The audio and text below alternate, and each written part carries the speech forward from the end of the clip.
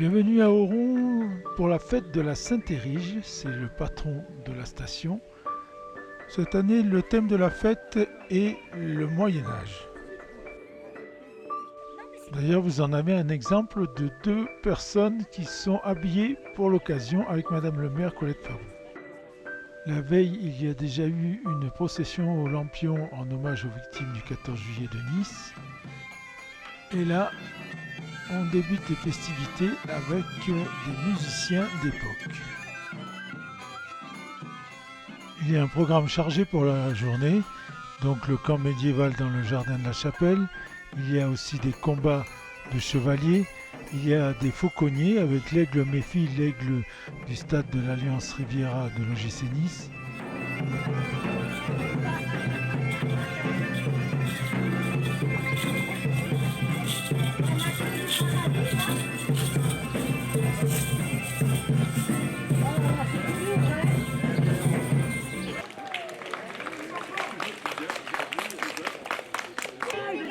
Voici les fauconniers en question. C'est une chouette à lunettes. C'était une chouette. Mais elle n'est pas poignée sur les gens derrière.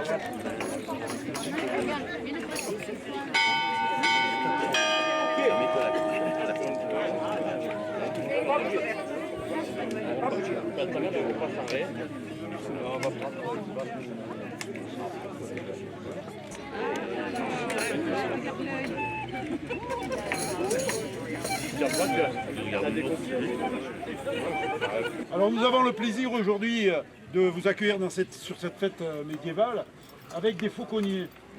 Jean-Philippe Roman, que vous connaissez peut-être, puisque ceux qui vont au stade, j'ai le plaisir d'accueillir aussi Madame le maire, Madame Colette Favreau, qu'on peut applaudir. C'est aussi et surtout grâce à leur aide qu'on arrive à organiser ce genre de choses. Alors en tout cas, merci déjà aujourd'hui. Voilà. Madame Fulconis, qui est première adjointe, et Monsieur Eric Barral, qui est adjoint d'Auron. Voilà. Merci à vous d'être là. Voilà donc ces fauconniers qui vont vous présenter quelques oiseaux et qui vont nous faire le plaisir de faire quelques commentaires. Alors, juste une question, d'après vous, c'est une chouette ou un hibou? Il a tout fait. Allez. Et après, on va trouver. Alors ceux qui disent que c'est une chouette, lève la main. Tu l'as dit, tu l'as dit. Ah ben voilà. Pourquoi c'est une chouette? Pourquoi on voit que c'est une chouette? Alors quelle différence y a-t-il entre une chouette et un hibou? C'est pas des oreilles, c'est des aigrettes. Là, c'est une petite plume qui sort là. Alors, donc, ça c'est une chouette. Et là vous avez un faucon. Il est faux, vous croyez? Il est faux ou il est vrai? Il est faux. Bon, tout à l'heure, nous allons avoir le plaisir d'avoir Méfie, puisque Jean-Philippe Roman, c'est le monsieur, le fauconnier qui fait tourner l'aigle dans le stade à Nice. Et d'ailleurs, ce soir, il faut qu'il soit en bas, parce qu'il y a une présentation. Le camp médiéval qui commence à se remplir. Là, nous avons une baignoire du Moyen-Âge.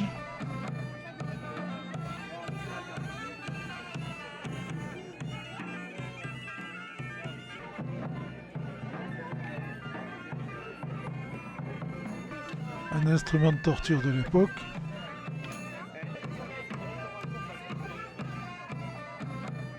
Toutes sortes d'armes et de boucliers.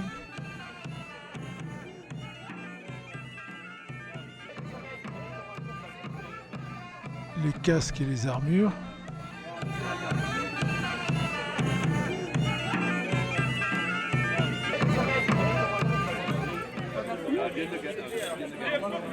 Rien de cavalier, pourquoi? Pourquoi on la reconnaît? Parce que là, Quand tu es assis, effectivement, à hauteur des fantassins, bah, effectivement, moins de masse. Là, nous avons la préparation de pambagnas médiévaux, qui sont les mêmes d'ailleurs. là c'est bon, là c'est pas fini. Je mets le tabac avec l'épée. Madame le maire et ses adjoints qui se prêtent au jeu des photos. C'est bon. Bonjour. Ça vous plaît? Oui. D'abord, c'est pas trop bébé. Vous venez en vacances souvent ici? Oui. Plutôt l'hiver, l'été? Non. Que l'été. C'est bien l'été. Oui. Bon, mais faut venir l'hiver faire du ski aussi. On va y venir. Bon, ok. Ben, vous allez vous voir à la télé comme ça. Et là, Madame le maire et ses adjoints avec les armes de l'époque.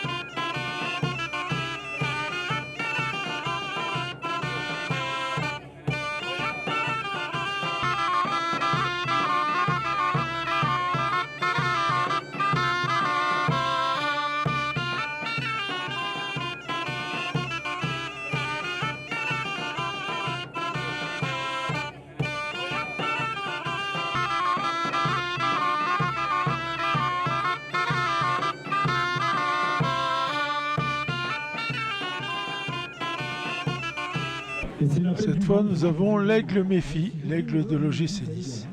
Au centimètre carré, vous vous rendez compte, il est capable de tuer un loup. Il est capable de tuer un loup, un rapace. Alors, peut-être pas forcément lui, mais les aigles royaux, oui. Alors donc, c'est une puissance extrême. Par contre, le bec, non. Hein. Voilà, n'oubliez pas le picard. Regardez. Ah ouais, il est beau l'aigle. Cet aigle magnifique. Alors cet après-midi, il sera un petit peu plus tard, vers 19h30, 20h, il sera à l'Alliance Riviera, puisqu'il y a une manifestation, et il va se laisser emporter par les ascendants. Non, il n'y en a pas à l'Alliance Riviera des ascendants. Hein. Donc il va se laisser planer tranquillement jusqu'au stade, cet après-midi au stade. Voilà. Oui, c'est moi qui ai pris les photos à Saint-Étienne. Et quand je monte ici, vous m'avez dit venez me voir. Un petit tour à l'office du tourisme pour constater que là aussi, ces demoiselles sont habillées comme au Moyen-Âge, elles aussi. De retour au camp médiéval où l'on nous explique comment étaient armés les soldats de l'époque. Et ils changent de religion allègrement au fil des alliances, donc des combattants qui s'adaptent. Alors on a trois types de combattants. D'abord un combattant turcopole ici, plutôt équipé à la mode syrienne, mais qui s'est adapté puisqu'il porte le grand bouclier en amande, il porte l'épée droite et l'armure lamellaire, cette armure de cuir typiquement turque qui va protéger le combattant, mais qui va rester très légère. C'est de la cavalerie légère, il faut être rapide. Ces turcopoles, ils sont montés sur les fameux chevaux arabes, très rapides, très endurants, et donc ils vont être là pour seconder, si vous voulez, les chevaliers. Deuxième type de combattant turcopole, un combattant turcopole arabe. Alors les Arabes à l'époque ont développé différentes nouveautés, comme ce casagan, cette armure ici que vous voyez. Alors on dirait pas une armure, bah justement tout est là. L'ennemi, il va penser que c'est une simple tunique, ben non, dessous il y a une cotte de maille. D'ailleurs elle est un peu déchirée, on la voit. Et c'est une cotte de maille qui est prise entre différentes couches de tissu, qui amortissent les chocs, qui protège du soleil et qui cache l'armure. Donc, merci. Et enfin, un combattant un petit peu original, puisque celui-là de Turcopole, c'est un Turcopole équipé à la turque. Alors les Turcs, ce sont les combattants les plus originaux de l'époque. Eux, ils se battent pas du tout comme les autres. Ils ont adopté une technique de harcèlement basée sur l'utilisation de chevaux très rapides et d'une cavalerie légère équipée d'arcs à double courbure qui permettent l'utilisation de l'arc à cheval, au galop, à l'arrêt, en avant, en arrière, sur les côtés, peu importe, on peut tirer dans tous les sens et on va comme ça harceler l'ennemi et principalement tuer ses chevaux. Levé en position basse, on maintient l'ennemi à distance. On se répète pas dedans, parce qu'on va monter à 10, parce que dedans, ça fait un moment. Parce que là, j'avais fait une idée, ça serait ça va de longs côtés, c'est pour rester à le combat. C'est là qu'on va travailler. Les combattants sont équipés, évidemment, différemment, une cotte de maille. C'est le caracara, ça? Le caracara, Mais j'ai pris le soleil avec son casque. Ah, ça, c'est une technique qui a toujours très bien marché. Il y a un spécialiste de ça. Ah bon, malheureusement, il n'est plus là. Mais il oublie systématiquement. Et il repartit. L'après-midi sur la place d'Oron.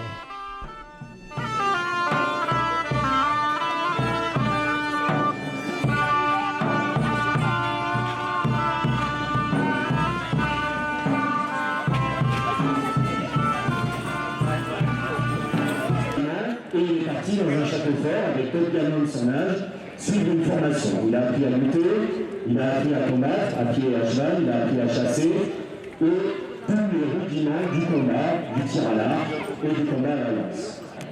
Terrible à tes ennemis. Sois généreux. Sois sage. Protège les faibles, la veuve et l'orphelin. On peut le trahir à un autre moment, mais pas sur le champ de bataille.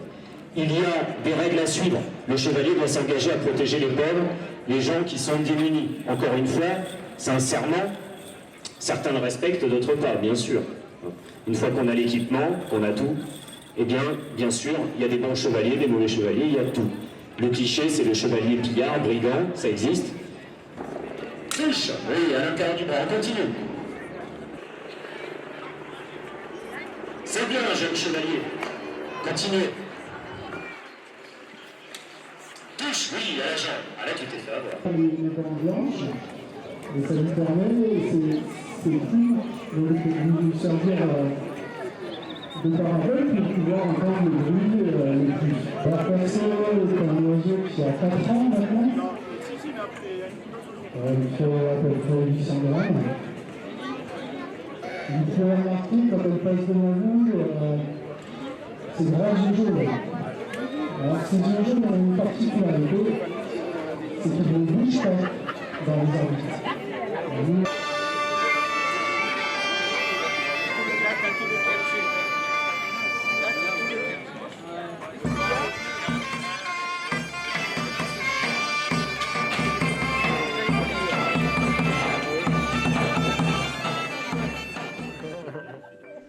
Le lendemain matin à 9 h, rendez-vous au parcours de santé où nous allons inaugurer le pas dans le vide.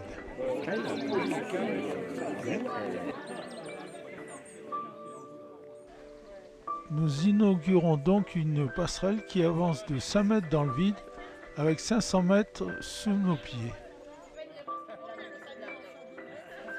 Pour cela, il suffit de s'écarter du parcours de santé et prendre le chemin que nous sommes en train d'emprunter.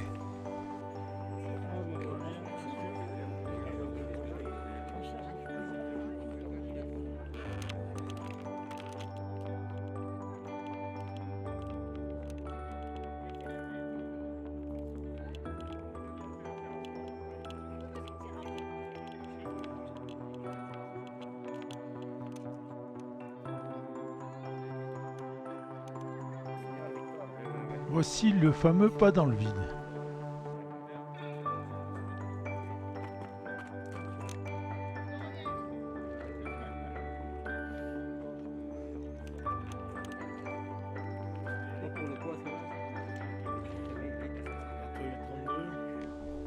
Au début, le rocher est sous nos pieds, mais après, c'est le vide. Ça va être le moment de couper le ruban pour l'inauguration.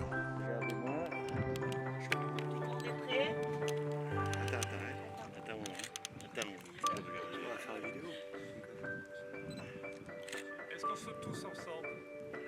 Essayez le premier d'abord.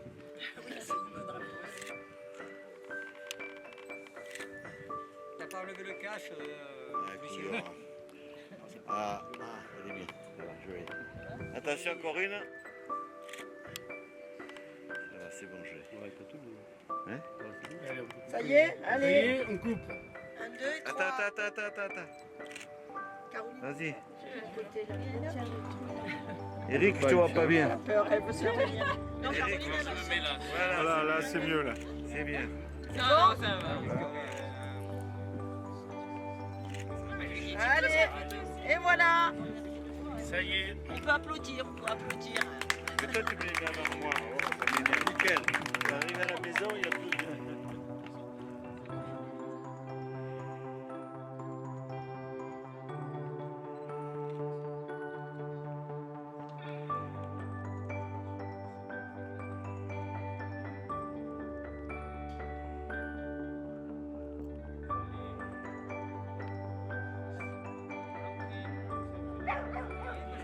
Colette Favron, Alors ce pas, c'est quoi? C'est un pas dans le vide d'Oron, c'est assez spectaculaire. Oui, c'est le vertige d'Oron. Oui. Donc c'est spectaculaire en effet, parce qu'il s'agit d'une passerelle de 15 mètres, dont 5 mètres sont dans le vide. Donc 5 mètres c'est beaucoup, et avec un dénivelé, un vertige de 500 mètres de dénivelé. Donc c'est un peu une prouesse technique. Et c'est vrai que de cette passerelle, on a une vue panoramique sur toute la vallée de la Tinée, les villages de Saint-Étienne, du Bourguet, et également toute la chaîne de montagnes. Alors qu'est-ce qui vous a donné l'idée de faire ça? Eh bien l'idée est venue d'Éric Barral, qui est le maire adjoint d'Oron. Il y a à peu près un an, il m'a dit j'ai un projet à te soumettre, j'ai vu quelque chose qui pourrait être intéressant pour Oron. J'ai dit banco, parle-moi de ton projet. Et il m'a donc exposé l'idée de cette passerelle dans le vide, le pas dans le vide, à l'instar un peu de ce qui a été fait à Chamonix. Et en me disant, le lieu qui s'y prête, voilà, c'est le parcours de santé sur ce piton rocheux. Et donc tout de suite, j'ai adhéré à cette idée. Et voilà, Éric est parti, a pris le dossier en charge. Donc il s'est occupé de faire un avant-projet sommaire. Ensuite, nous nous sommes occupés d'obtenir les financements. Et nous avons eu un financement du département. Je tiens à remercier d'ailleurs le président Éric Ciotti.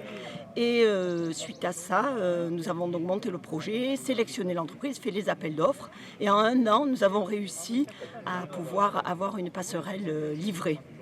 Alors, est-ce que vous avez des projets d'animation, des choses comme ça à faire Oui, on va essayer de l'animer, bien sûr. Déjà, vous avez pu constater, toute la signalétique n'est pas en place parce que on a été un peu pris de court, mais on va vraiment l'améliorer et puis voir comment on peut la faire vivre et la faire connaître également à le plus de monde possible. Et déjà sur les réseaux sociaux, on a déjà une très belle lisibilité.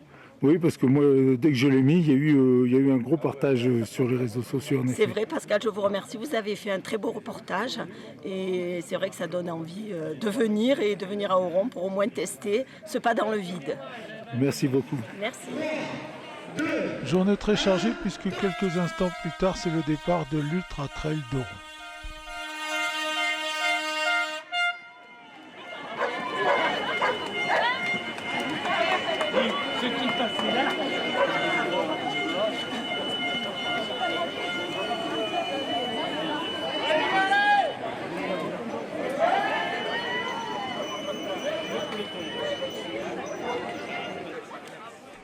Nous allons continuer notre fête patronale de la Sainte-Érige et cette fois c'est la procession qui démarre. On sort la statue du Saint de la Chapelle. Habituellement, la procession fait le tour des jardins de la chapelle et revient dans l'église. Mais cette fois-ci, comme nous fêtons les 80 ans du téléphérique, nous allons bénir celui-ci. Sainte-Érige qui était l'évêque de Gap et qui avait la réputation de se faire obéir des animaux et d'un ours en particulier. De magnifiques fresques racontant son histoire existent dans la chapelle qui porte son nom à Oron. Éric Ferrari se fera un plaisir de vous raconter cela. Soutien financier pour 100 ans de la mer. Alléluia, béni soit son nom dans tout l'univers. Alléluia, alléluia, c'est lui notre Alléluia. Le Christ est vivant, alléluia. Allons proclamer, alléluia, la bonne nouvelle à toutes les nations, alléluia. C'est le chant traditionnel qui est aussi bien rythmé. Soyez bienvenus, salut, bienvenue là. Nous arrivons donc au téléphérique qui fête ses 80 ans cette année. Tu es là, tu es là, porteur de nos vies. Là, ensemble, tu es là, porteur de nos vies, et c'est toi qui nous fais vivre. Tu es là, porteur de nos vies. Mais je traite durement mon corps et je le réduis en esclavage pour ne pas être moi-même disqualifié après avoir annoncé aux autres la bonne nouvelle. Parole de suivre. Ensuite, la procession repart et va faire le tour de la station pour retourner à la chapelle. et les bras intéressants. Toujours prendre des aventures couriront, les trésors des mers afflueront vers toi. Ils viendront des femmes, ça va de Kéda, que ça monte des belles vieux là devant.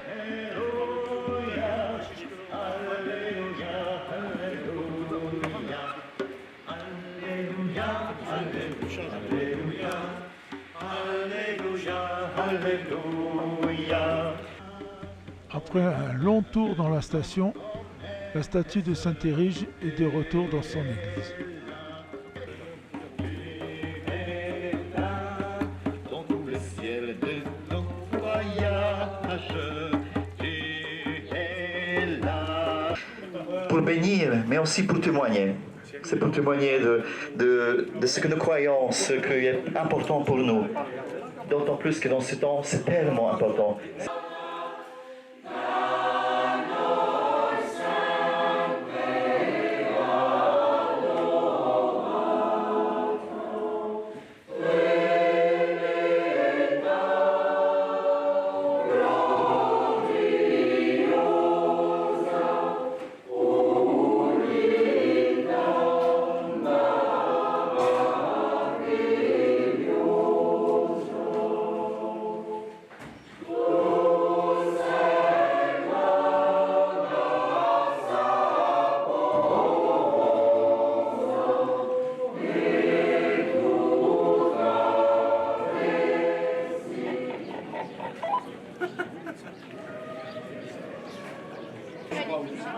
Le jour de la Saint-Érige, il est d'usage aussi de bénir les animaux. C'est ce que va faire le prêtre Nicodème.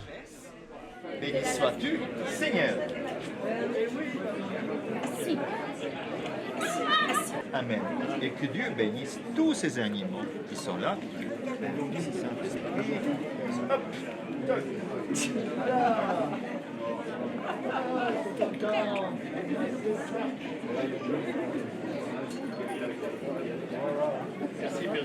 Vous avez écouté, hein? Voilà. Merci Saint-Esprit. Bonjour à toutes et à tous.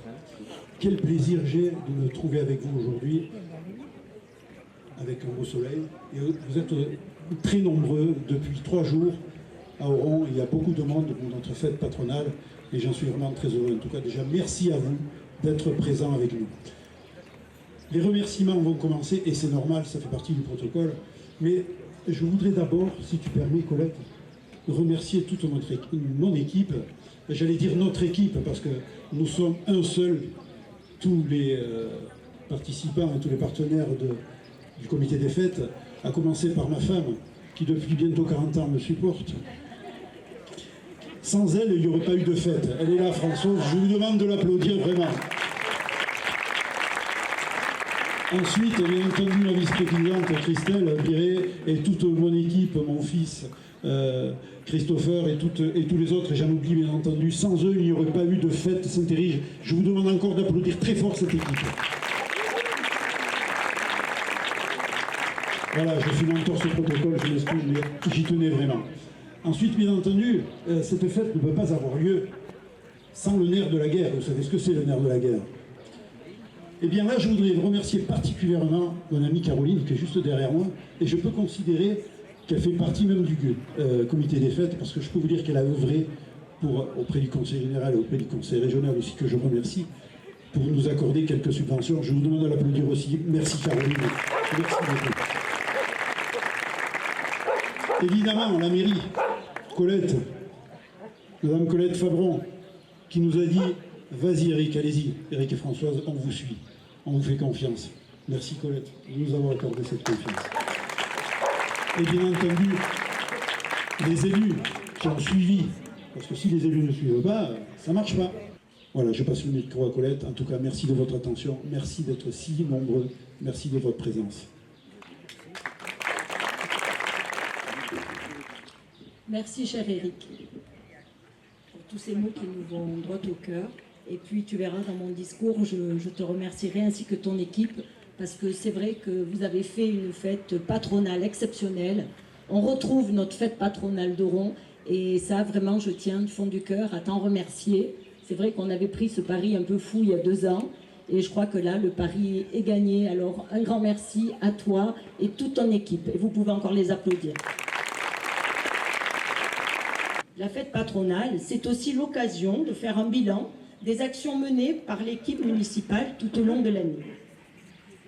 Depuis que vous nous avez fait l'honneur de nous porter à la tête de la commune avec mon équipe, nous n'avons eu de cesse de travailler pour redynamiser la station. C'est ainsi qu'après la rénovation complète du cinéma, la création du jardin d'enfants, la rénovation de la salle fitness, le parvis de la chapelle, où nous sommes aujourd'hui, nous nous sommes attachés depuis un an à poursuivre nos travaux d'embellissement de la station. Et je citerai entre autres l'acquisition de nouveaux mobiliers urbains, les jardinières et bancs en bois qui sont sur la place et que vous avez pu observer et profiter également. La réhabilitation de la patinoire avec l'habillage en bois du bâtiment, la réfection des jardinières et des balustrades. De même, nous avons poursuivi notre politique d'engagement dans le développement durable, avec notamment l'adaptation des ampoules sur l'éclairage public du boulevard des Templiers, le boulevard Saint-Isidus, le boulevard Saint-Denis, la voie du Berger. Je voulais vous dire que ces opérations sont importantes parce qu'elles permettent une réduction de consommation de l'ordre de 83%, ce qui représente pour la commune de Saint-Étienne une économie de 20 000 € par an. Donc ce n'est pas négligeable. Vous savez que cette compétence est désormais métropolitaine et donc c'est quand même ensemble que nous travaillons pour faire toutes ces économies. Nous avons également reconduit la campagne de ramassage des déchets sur le domaine skiable en collaboration avec la Jeune Chambre économique de la Côte d'Azur. Nous avons aussi poursuivi notre campagne de mise en place de poubelles semi-enterrées en équipant 2 points essentiels, un au rond-point du Saint-Étienne, l'autre à l'entrée de la station devant l'Alpina. Et puis nous avons diversifié notre offre en réalisant des investissements structurants. Et cette année, nous en avons réalisé sur la station 2, qui sont vraiment très importants, le Vertige d'Oron, que nous avons eu le plaisir d'inaugurer ce matin. Il s'agit là d'une véritable passerelle, les pieds dans le vide, qui offre un spectacle époustouflant sur le village. Il y a une passerelle de 15 mètres de long, avec 5 mètres dans le vide, et également un dénivelé de 500 mètres. Donc pour ceux qui ne l'ont pas encore fait, cette passerelle est au parcours de santé. Je vous invite vraiment à y aller. Et je tiens à remercier Eric, mon adjoint. C'est lui qui a porté ce dossier et cet équipement. Donc vous pouvez l'applaudir. Merci.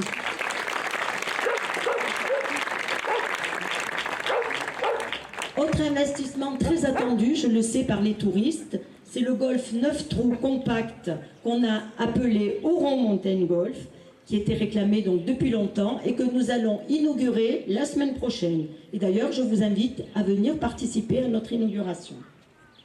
Et puis, nous avons aussi optimisé nos infrastructures avec notamment l'ouverture de la piscine l'hiver, durant les vacances scolaires, l'embauche d'un animateur pleine nature pour organiser des sorties en raquettes, en randonnée. Et cette embauche a été reconduite cet été, de même que nous avons ouvert aussi la halte garderie. C'est une première cet été, en complément du centre de loisirs. Et puis, pour répondre aux attentes de notre clientèle, favoriser la fréquentation, nous avons choisi de porter nos efforts sur l'événementiel. Ainsi, tous les week-ends, nous accueillons un événement sportif ou culturel qui vient s'ajouter aux nombreuses activités et animations que nous proposons déjà sur la station et que je vous invite à découvrir. Vous pouvez aller dans les offices de tourisme, nous avons fait des livrets à cet égard, je vous invite à les récupérer.